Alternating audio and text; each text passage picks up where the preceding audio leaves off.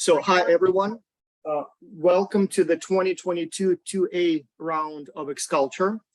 I would like to have a quick orientation for you guys, and just as a historic overview.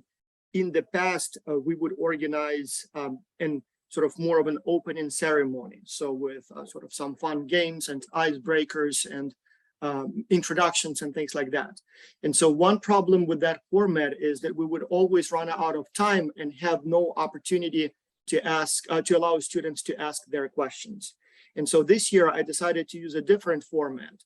And so instead I'm going to focus specifically on the things that you would need for this project, and then your questions and answers, whichever number we may have. If there will be few, great. If there will be more, we'll stay and answer all of them.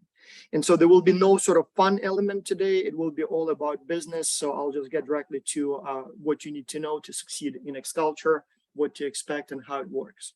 So by now, I assume most of you have taken the readiness test.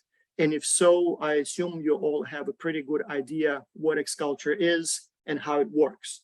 Just as a 1-minute summary, so there are two main sort of goals or value-added propositions of Xculture. So one, you will complete the project in global virtual teams with people from all around the world. And in the process, you will experience cultural differences, time zone differences, institutional differences, personality differences. So basically, you will deal in the real life with things that us professors are trying to explain to you in the classroom. So just like you cannot learn how to swim on a football field, so it is difficult to learn international business through lectures or through readings or even through movies or games. So therefore, we have the Xculture project as a sort of practical component of international business, cross-cultural management, international marketing courses. So where whatever the professors are teaching you in the classroom, you kind of have a chance to experience it also in the real life, apply your knowledge, try it, maybe fail sometimes, maybe make mistakes, but in the process, hopefully learn what to expect, what can go wrong, so that when tomorrow you have, as part of your job, a project where you have to work in a team again, in a global virtual team again, you will know better what can go wrong and what to do about it. So that's the cross-cultural experience component. The second one is the business consulting. So again, we have a bunch of companies that came to us with real life challenges.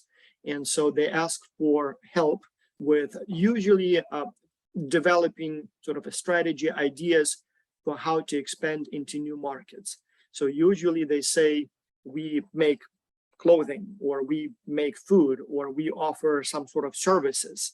We do relatively well in one market, and so we are interested and ready to expand into new markets, but we need ideas, suggestions, research as to where the most promising markets are, what we need to know about those markets, and then most importantly, how do we enter that market? So what would be the best strategy to be successful there?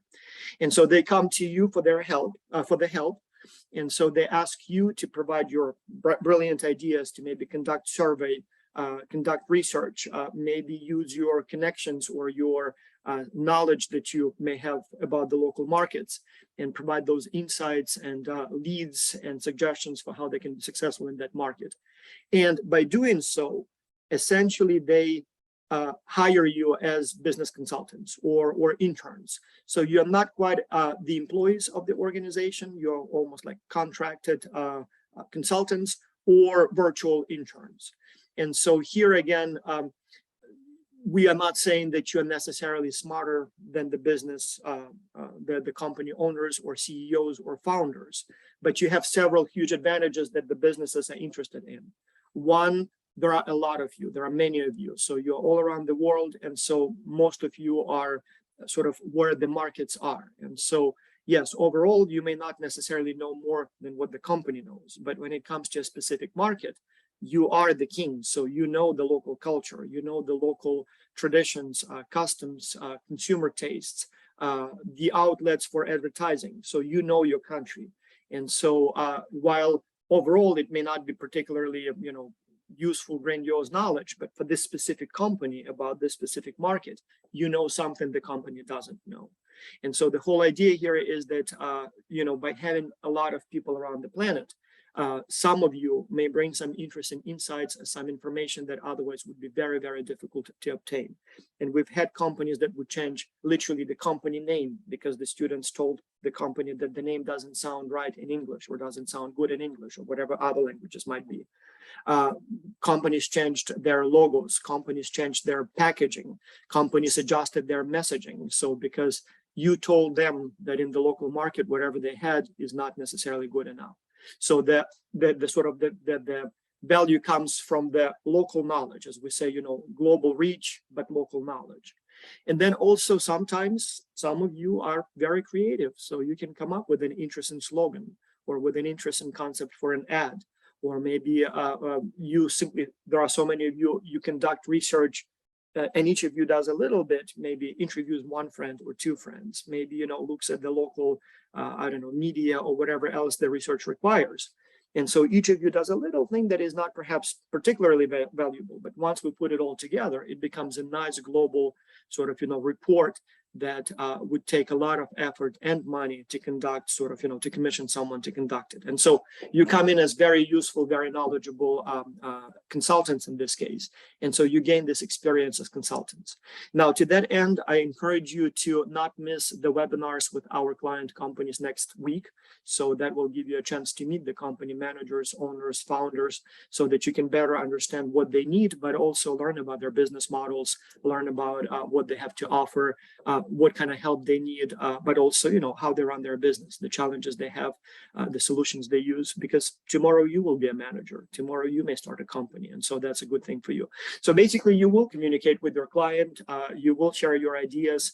If you attend the webinars, they may provide feedback on your ideas. So you have this cross-cultural experience and you have the consulting experience. So that's the main idea. But then in terms of how it goes, very simple. And before we do, can I ask you guys maybe to put in the comments the country where you're located? I see there are quite a few of you here live.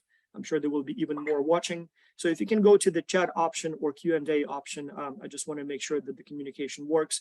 Just put the country where you are at this time. I'm curious to know what the geography is, but also at the same time, interested in seeing what countries are represented and that you can talk to me.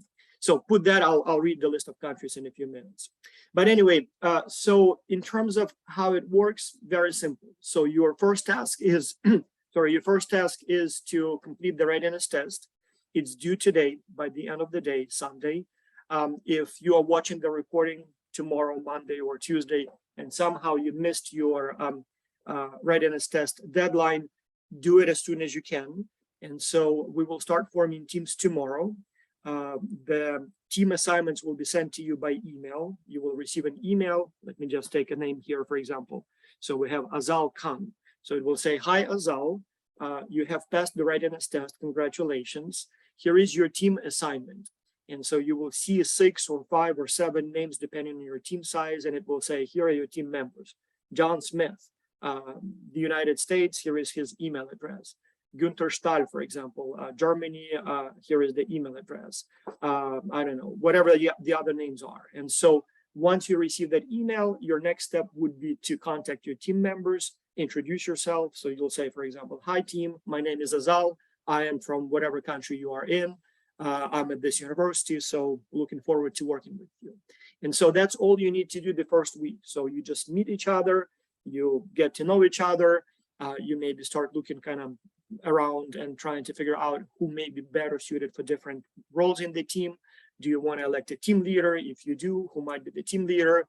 If you want to have like a copy editor, so the person who may be more fluent in English or a better writer, so maybe you want to appoint that person that. And then maybe, like, Azal, what do you want to do? Well, I maybe want to do more research. And so, for example, I don't know, let's find another name. Luis, what do you want to do? Well, I'm better at writing, for example, or I'm very good, I'm a marketing major, so maybe I should focus on the marketing component. So that's all you do this first week. Then the next week, you need to select your client company. So let me share the screen here. You will see the client companies. Again, the actual list of the clients will be released on Monday, tomorrow. So here is the list of the companies that we used last semester, some of them, not all of them, but some of them. Some of these companies are participating again this semester, like Differ will participate again. It's a company that makes sort of a platform that facilitates students meeting students on campus. So Nova Brink is participating again. It's one of the largest toy makers out of Brazil. And so you'll see a list. I think we have 8 companies, if I remember this semester. You'll see the list. You click on any of these PDF links and you will see the actual instructions. So you'll see a description of the company a little bit. So there will be something about the company product, the company industry. So whatever the company already does, whatever the company already deals with, and then there will be a set of questions for you to work on. So Nova Brink is a very typical case. So they want you to conduct product and competition analysis. Then based on that analysis, suggest the most promising new market, then analyze that market and suggest the best market entry mode. Then they have questions about marketing strategy. So from the best promotion channels to messaging to promotional materials. And then they also want your input with pricing strategy, certification, if it's needed, and if so, how it's done, trade regulations and logistics. And so here you also have some instructions on how to submit your report, how long it should be, things like that. And then a bunch of deadlines. Obviously, they will be for this semester. And so, as I said, first week, you just meet the team, nothing else. Then you select the client company, and then you just literally follow section by section. So 1 week you do section 1 draft. Next week you do section 2 draft. Next week you do section 3 draft. Then you submit a complete draft of the report, not for grade, just simply to show your professors that you're doing, making a good progress. And then finally, you submit the final report, do the final post-project survey, and it's done. So that's basically the flow, nothing unusual, very simple. You can communicate with your team whichever way you want. So you will receive the team assignment first by email, but then you can choose any communication mode, any communication tools you want. So you can stick with email only, which I'm not sure if it's a good idea, and most teams don't do it, but you can also use, create a WhatsApp group. You can use Slack.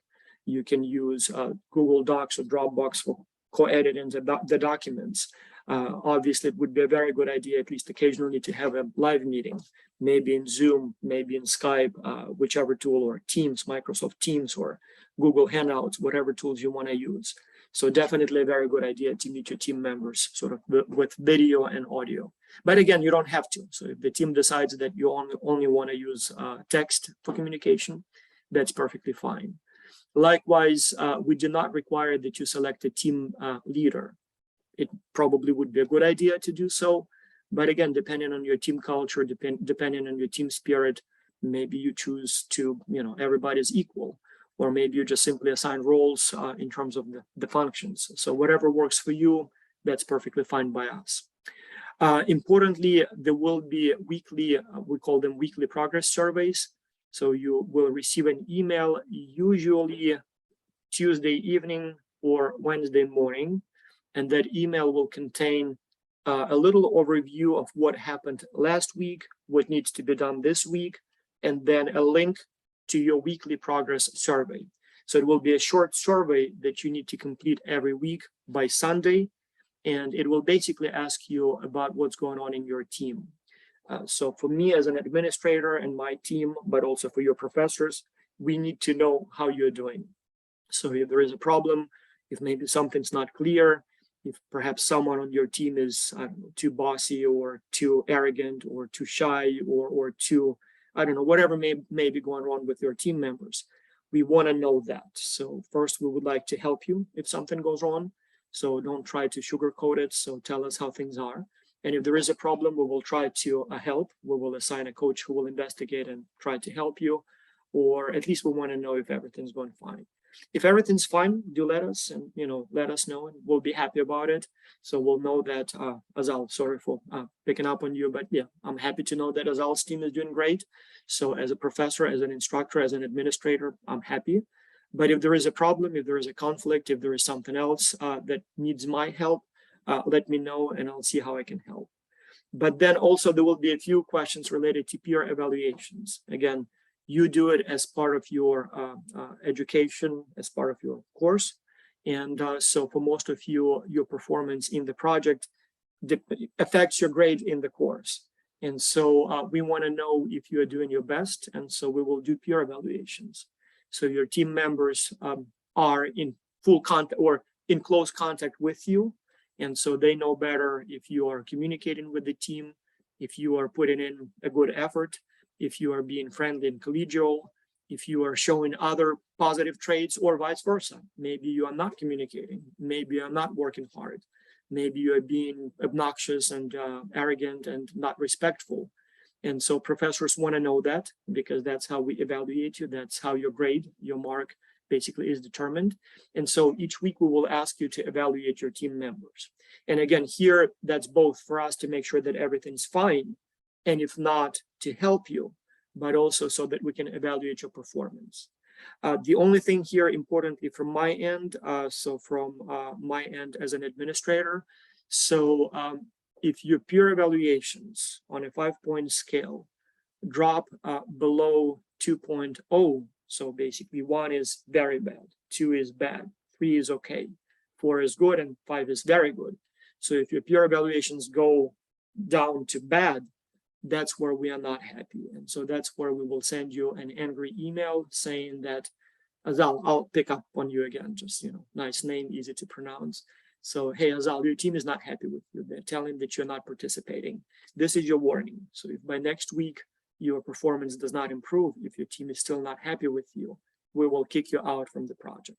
It happens extremely rarely. So we have about 6,000 or so students per semester, and we have to kick out, I don't know, maybe like 20 people total. So it's a very, very small number. And most of those we actually don't hear back from at all. And so I suspect that they're probably not just bad students per se, but they maybe dropped the course, or maybe something else went wrong. And so they're not even participating anymore. But again, if somehow someone is, I don't know, lazy or irresponsible or lacking the discipline and motivation, nobody should have people like that on the team. And so if we see peer evaluations indicating that there is a problem with the team member, if the team member doesn't react to our offer of help and warning that if it doesn't improve, we will have to kick out the person from the team. Well, if that doesn't help, then obviously we will kick out the person from the project. So again, happens very rarely, but we do pay attention to these things. So that's the weekly surveys. And so I'm going to stop here for a second. So I see we have people from Botswana, India, Austria, the United States, so a bunch of countries. If you just joined now, I would appreciate if you put in the Q&A or the chat window your location. I'm just curious to know. But I see a lot of people here as well. So if you have any specific questions, please do type them or raise your hand. You have the option there to raise your hand. So if you raise your hand, I will add you to our webinar, and we can talk about whatever question you have. A couple more practical issues.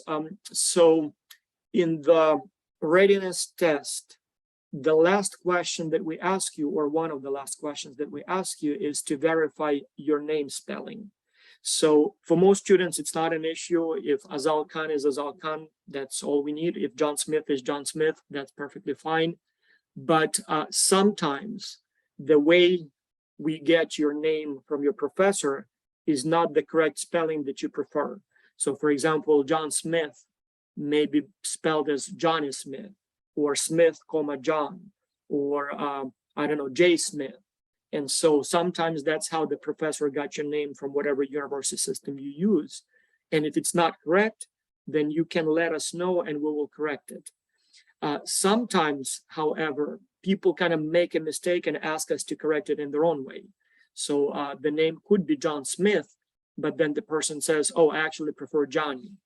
Doesn't matter to me. If that's what you prefer, that's what we will use. But then what happens often is when we send you the final certificate at the end of the project, and at the end of the project, you will receive a personal performance review, a certificate, and a recommendation letter. So you work hard, we document it, and we'll send you the proper documentation so that when you apply for jobs, for internships, for investments, for scholarships, we want you to have a document that will show and say that you've done a great job. You have an experience that most people in your cohort don't have. But anyway, the name that will appear in that document, that's what you gave us. So if you corrected your name in sort of in your own way, like Johnny Smith or Sexy Man Smith or whatever you put there, that's what will appear in your certificate. So make sure that you put there the correct full legal name. And so that question is only for corrections, because I kid you not, I was looking at some of the names, some of the corrections, like 99.9% of the students didn't make any corrections, but there were like 20 people who made corrections. And some of them, I don't think that was, intentional. Like literally we had one's sexy man, whatever the last name, like, no, I don't, it is funny, I guess, but that's not the name you want on your certificate, right? So if there is a mistake, you can correct it, but otherwise it shouldn't be a problem. So Luis says that for some reason chat is not working. No idea why. So maybe I got something wrong in the settings. So you can put your questions in the Q&A window. So you can put your questions in the Q&A. I will see them, and I will be happy to answer your questions here. So I'm trying to think here if there is anything else that is very important for you to know. Let me show you the resource page one more time so that you can, know what's on there. So this is your kind of one stop of all the information that you need. So here you have the information about the project itself. Nothing super difficult, relatively simple stuff. Here is you have your, we call it the training module. So basically a PDF file with about 20 pages that describes everything you need to know for the project. And a hint, if you haven't done your readiness test yet, the questions in the readiness test appear more or less in the same order as they appear in the training module. And so you can literally sort of read the training module and do the test at the same time. You read one section and you'll probably have a question or two about this section. And then you read the next section and you do the questions. Or you can read the whole thing and then do the test. Either way is fine. But so here we kind of accumulated and provided concentrated knowledge about the project, sort of the things that you really need to know to succeed. Then you have the schedule, nothing unusual. As I said, it's a weekly cycle. Every week you will have a deliverable to deliver, and then there will be a progress survey. And then likewise, every week we will send you a little review of your performance, but also what needs to be happening in the upcoming week. So then submission, the final submission will be through Turnitin. And so it's a platform that we use to collect your work, but also it's a platform that check your submissions for plagiarism. And so let me show you what it looks like when I log in as a professor into this system. I'll show you reports from the last semester. So for example, I'll open this submission here. Oh, I think this is the new one, so nothing yet. So here. And so we will see if any of your submissions contain plagiarism, but you will see that as well. So for example, this is the so-called similarity report. So for example, this submission has 0 similarity with any documents on the web. But let's go to something that has more similarity, like if we get into like 48%, like for example, this team here, let's find one with 55. So team 191 last semester had a submission where apparently 50-something% of the report was copy pasted from somewhere else. And so for me as a professor, I can see right away where this information came from. So apparently it's a similar submission to another one submitted by someone to the University of North Carolina, Greensboro. But then again, so if I look at this here, so it seems like this comes from buffer.com. So somebody basically copied something from a website, buffer.com. Now, the important thing is that you will see these submissions and these statistics yourself. So you submit the draft a week before the final report is due. And so if any of your team members or you personally sort of copied too much stuff over the web, you will know that we know, so to speak, right? And so you can then go and fix the problem. You have a whole week. Like, for example, I don't know, like 2. That again comes from buffer.com, internet source, whatever that page is. So I can look at what buffer.com is. And, I'm not sure what this is. I've never seen this website before. But whatever that is, the student, the team copied literally a couple of paragraphs here, word to word.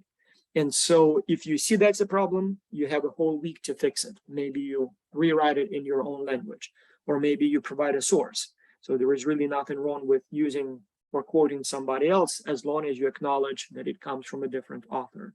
And so you will be able to do that. And so you will know if there is a problem a week in advance, and you can fix it before you submit the final report. All right, so let me see if we have any questions. It looks like we have a few. Let me see here. So when the test is due, so the readiness test is due today by the end of the day. And so tomorrow we will start forming teams. Usually we will wait until like middle of the day due to time zone differences. Maybe some students are a little late. For some students, the semester may be starting just now, so maybe they didn't know. But we will start forming teams probably around noontime, my time zone. So evening or late evening for Asia and Europe. And so you will get your assignments sometime by the end of the day tomorrow. And then, as I said, the first step will be to reach out to your team, just introduce yourself. But once that is done, then it's up to your team how you want to proceed. And so we deliberately provide sort of little, I guess, structure in this case. Like there is no platform where you need to log in to talk to your team. We thought about creating one, but then we figured it makes no sense. We want you to learn the tools that you can keep using in your real life. So we want you to learn Dropbox, Google Docs, Slack, tools that are used in the corporate world, so you can keep using them. So what's the point for you to learn the Xculture platform when you will not be able to use it once the project is over, right? Likewise, we don't tell you, like Johnny or Azal will be the team leader. So we want you to go through the process of selecting the team leader if you need to select one, or maybe you decide not to have one. So we give you all that freedom so that you can sort of, apply your talents and experience the challenges, for real. And by the way, there will be things that may go wrong. So there will be things like, as I said, there will be a team member who perhaps is not as dedicated to the project as you are. There may be a team member perhaps who is not as fluent in English as you want them to be.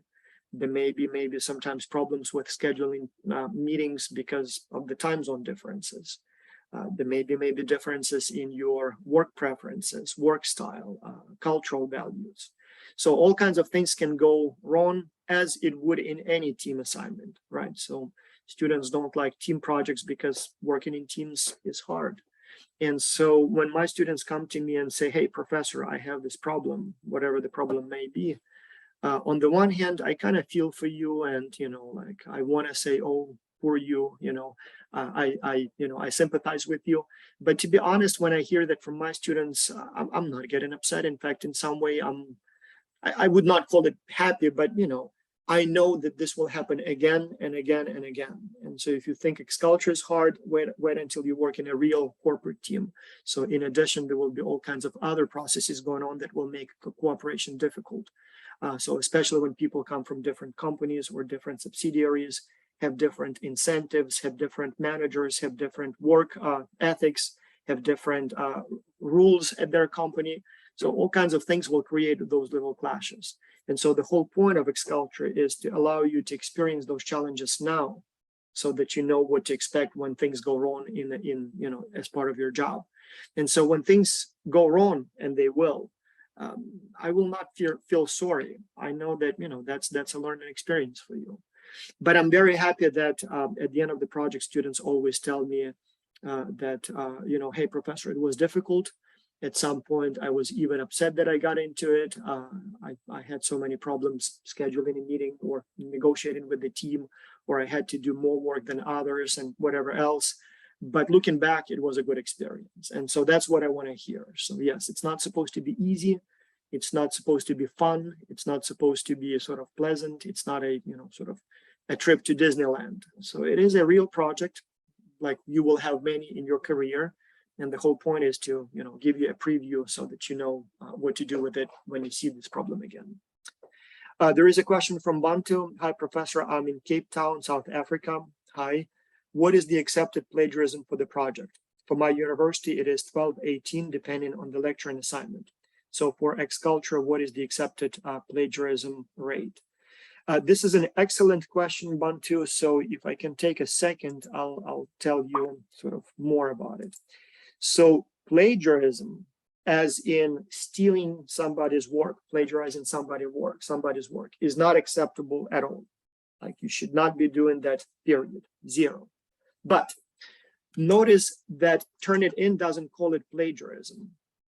So Turnitin calls it similarity. The reason for that is that it's not checking if you stole somebody's work. It only checks if you have similar text as we can find on the web. And by that, we mean maybe you copied somebody's quote, and that's perfectly fine. So for a quote, if you provided the source, if you told where you got it from, that's acceptable, that's fine. So it's not plagiarism, it's simply a properly quoted and cited material. Likewise here, so you have the table of contents, right? And I assume quite a few teams also have a table of contents. And so they just happen to have the same outline here. And if that's the case, that's not plagiarism. It just happened to be that one section is similar. Likewise, maybe sometimes, I don't know, some other things like I'm trying to see here. So like, for example, university. So in this case, it seems like it's not like final report. I mean, yeah, it is contributing to your sort of similarity index because somebody else had final report too. So several words in a row match, but obviously it's not plagiarism, it's just a coincidence. Let me find something more interesting here. So as a result, some similarity is not only acceptable, but inevitable. And so this percentage, let's see where Turnitin tells us the break point is. So it seems like up until 25%, it says it's fine. So it's sort of natural. So some things just coincidentally seem to be similar. And so Turnitin doesn't sort of raise a red flag and doesn't tell us Team 47 is, cheating. It says, well, 24% of the report seems to be similar, but do take another look because there may be some things here going on that, And actually, so I think I opened the report draft. So, but let me take a look at the final reports right here. So I'll take a quick look here just to show you the logic we apply when we evaluate your work for plagiarism. So let's take something. So these are the final reports, and let's take something borderline, cheating, like Team 38, right? 24% of the report is questionable, right? And so let's see where that problem is. So let me open here the statistics. And so let's see where we have a problem. So for example, there is something that was submitted to Sim University. I don't know what that university is, but yeah, so here it's a whole sentence. Would I call it plagiarism? I don't know. It seems like maybe a coincidence, or maybe you use some source, you rephrased it, but part of it's Singapore's continued development has made a major competitor in the international market. I don't know where it came from, but I guess it's not really, a problem. But when I look at this one, so that's still the same university. So I'm not happy with that. So I can actually look at the original file. So if I click here, let me see how I go to this, trying to remember how to get to the original. Yeah. So same university. So it gives me the actual paper. And I think if I click here, it will open. So it wouldn't allow me to see the actual document, but it is in the system here. So that's where I'm not sure how to, I would probably request a copy just to see what that was. Was it one of the students from this team who submitted a copy of the report to his or her professor, or is it something really problematic? Or for example, here, Kaplan College, again, I'm not entirely happy about it. Or Pastrland, so again, we have here some parts that are somewhat problematic. So, and it seems like it comes from this website. And I click here again, so it gives me the website. So yeah, in this case, I probably would not be happy, and I would not call it similarity, because in this case, it's clearly copy paste. Do they provide the source? I don't really see a source. So it seems like this team tells me this is what we wrote, but in reality, I see that it comes from a website that I don't think one of the team members created. And so in this case, I would call it plagiarism. So I'll be honest with you, if that percentage, Bantu, is like 5-7%, I probably wouldn't even look at it. I would assume that it's legitimately, like some similarities that just happened by chance. But when it gets closer to like 15%, yes, I will take a look and see what's been copied to make sure that it's not stolen stuff. And as I said, you will be able to see it a week before the deadline. You can submit the draft and take a, check it for plagiarism. So you will know what I know. You'll see exactly the same report. And so if you see a problem there, then you better, as a team, fix it. You can reach out to the team member who wrote the section and say, hey, Johnny, not good. You need to rewrite it. Or Johnny will probably say, oh, but my English is not very good, and I found exactly what we needed online. Why would you like me to write it in a way that will be not professional sounding when I can just copy and paste? And I don't want to redo it because I'm too busy, or my professor said it's okay, or at my school plagiarism is not a problem. well, then as a team, you would need to deal with that together. Now, some students will say, it's not fair. Johnny plagiarized, I didn't. But again, that's the whole point of this project, to show you that these things can go wrong and you are a team. So when you will be doing business, believe me, there will be partners, there will be people who will plagiarize, and you as a company will suffer. There will be people who may steal your intellectual property. There will be people who may bring to you stolen intellectual property, and then you will get in trouble. So here it's no different. So remember that Xculture is not a test per se. It is an exercise, right? So the whole goal is for you to practice, for you to experience in real life. So the journey, that's what matters, not the destination. And so here it's not about that report that you will submit us in the end. I mean, we will look at the reports, obviously, we will evaluate them, but it's not about that final document that you will send us. It's not about what's in that document to evaluate your knowledge. We as professors, we have exams in our courses. So if you're my students, one of my students, we will test your knowledge in other exams and assignments. Here, I care about you experiencing the challenges. It's about the walk, not the destination. And yeah, if somebody doesn't do their job well, if they plagiarized, well, happens all the time. In fact, more than you think. Industrial espionage happens all the time, for example. So anyway, I think I've covered all of the bases. I don't see the point in keeping you here longer. So I see we have a bunch of people here from other countries, Austria, Ghana, Venezuela, very good United States. Thank you for putting that in the comments. If you have any other questions, raise your hand. I'll stay for a few more minutes, but if that's it, that's it. So thank you so much, and good luck with your teams and the project starting tomorrow. All right, thank you.